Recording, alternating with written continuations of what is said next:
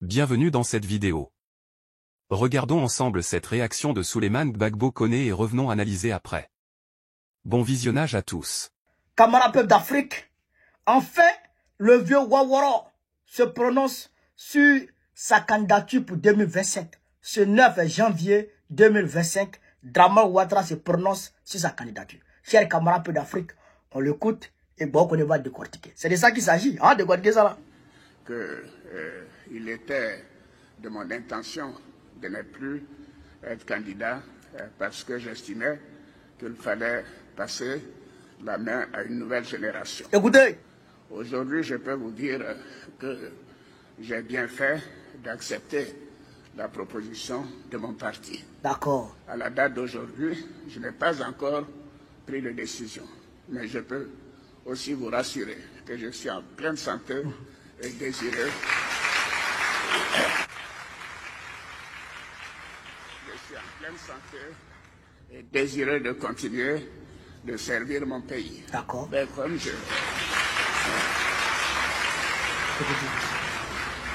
je l'ai également dit, mon parti dispose d'au moins une demi-douzaine de candidats qui sont dans cette salle. Camarades d'Afrique, ça on va décortiquer. Ça là, il faut qu'on décortique. Il dit en 2020, il voulait pas être candidat parce qu'il voulait passer la main à une nouvelle génération. Aujourd'hui, il peut dire qu'il a eu raison d'accepter la proposition de son parti qui lui a dit, Monsieur le Président, il faut être candidat en 2020. Donc, lui, aujourd'hui, il peut dire qu'il a eu raison de le faire. Comprenez? Mais aujourd'hui, il n'a pas encore pris la décision, mais il peut dire qu'il est en pleine forme, il est en parfaite santé et désireux de servir son pays. Mais en même temps, il y a une demi-douzaine, la demi-douzaine de l'année passée, en 2020, est encore là dans la salle. Donc, il jette le trouble total. Le trouble total, le toy-boy total. Mais comme je vous ai dit, et comme je vous ai tout dit, Dramane a l'intention manifeste. Ça, il vient de me donner raison. Hein. Il dit il est désireux. Les RDR qui pensent que, parce que souvent quand on parle avec eux, non, Ouattara peut pas faire 4 mandats, il ne va pas accepter, non, il ne va pas accepter 4 mandats. Écoutez très bien, il dit il est désireux. Il désire, il veut faire 4 mandats, il souhaite faire 4 mandats. Vous comprenez? Il est désireux de faire 4 mandats. Vous comprenez ça? Mais si vous mettez ça, je suis désireux de servir mon pays. Si vous mettez ça à côté du fait qu'il a dit que mon parti, aujourd'hui son parti lui demande d'être leur candidat. Ça là, tout le monde sait ça. La douane dit ça, tout le monde dit ça. Ok, il dit qu'il a accepté la proposition de son parti en 2020. C'est à cause de la proposition de son parti qu'il a accepté d'être candidat en 2020. Et aujourd'hui, il dit qu'il a eu raison d'accepter cette proposition. Et aujourd'hui, le même parti lui propose d'être candidat. Pourquoi changer une équipe qui gagne? Alors qu'il a eu raison, alors qu'il est désireux, alors que selon lui, il est en pleine forme. Donc ça veut dire que à 90%, le gars, il veut aller aux élections. Il veut être candidat, 90%. Les 10% qui restent là, c'est que le gars, la France ne veut pas qu'il soit candidat. C'est pourquoi il dit, mais j'ai dit qu'il y a une demi-douzaine de candidats. Donc ces demi-douzaines sont dans cette salle.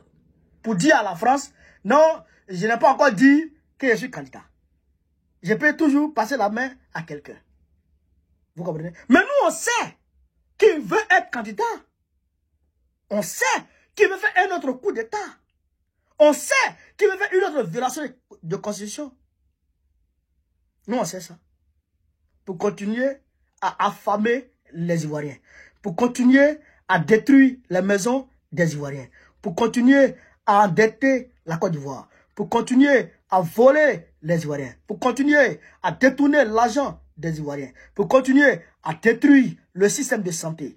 Pour continuer à détruire le système éducatif. Pour continuer à détruire nos enfants. Pour continuer à rendre nos enfants tous comme des drogués. Pour continuer à créer des microbes partout dans notre pays. Pour continuer à appauvrir les planteurs. Pour continuer à narguer les victimes des crises successives de la Côte d'Ivoire. Pour continuer à marcher sur les pauvres. Pour continuer à détruire les commerces de nos mamans. Pour continuer en tout cas à précariser de la manière la plus brutale notre pays. Pour continuer au-delà de ça, à servir de levier à l'impérialisme pour détruire les pays de l'AES, pour détruire les pays voisins. Ça là, on ne l'acceptera pas. Il faut que Dramane prenne conscience que si les Ivoiriens sont patients et que les Ivoiriens le laissent radoter, c'est parce qu'il y a un homme qui a dit aux Ivoiriens patienter. Et cet homme s'appelle Gbagbo. Mais quand Gbagbo va appeler dans les rues, ta bouche là, tu vas la fermer, tu vas la mettre là où je pense, et puis tu vas te tailler de notre pays. En conclusion, cette déclaration d'Alassane Ouattara laisse planer beaucoup d'incertitudes et d'attentes. Bien qu'il n'ait pas encore pris de décision officielle sur sa candidature pour l'élection présidentielle de 2025, il semble clair qu'il est encore en pleine forme et déterminé à continuer à servir son pays, la Côte d'Ivoire. Pour beaucoup d'observateurs et d'analystes politiques, la situation actuelle soulève de nombreuses questions, notamment sur l'avenir du Rassemblement des Oufouettistes pour la démocratie et la paix, son parti politique, qui pourrait voir émerger de nouveaux leaders ou, au contraire, se retrouver dans une position d'attente, si Ouattara choisit finalement de se représenter.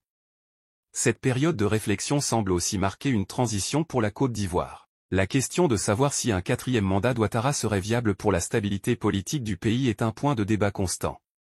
Le président, fort de ses années d'expérience, doit certainement peser les bénéfices de la continuité et de la stabilité contre les défis de la modernisation de son parti et de la jeunesse politique qui aspire à de nouvelles directions.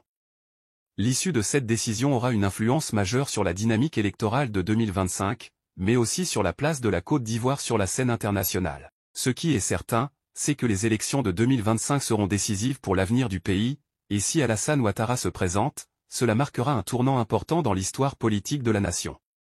Il faudra aussi observer comment la population réagit, notamment à travers le prisme des jeunes générations qui ont grandi sous son leadership. Leur perception de l'avenir politique et économique de la Côte d'Ivoire pourrait jouer un rôle clé dans l'issue de ces élections. Que ce soit avec Ouattara ou un autre candidat, le principal enjeu pour la Côte d'Ivoire reste de maintenir la paix et la stabilité.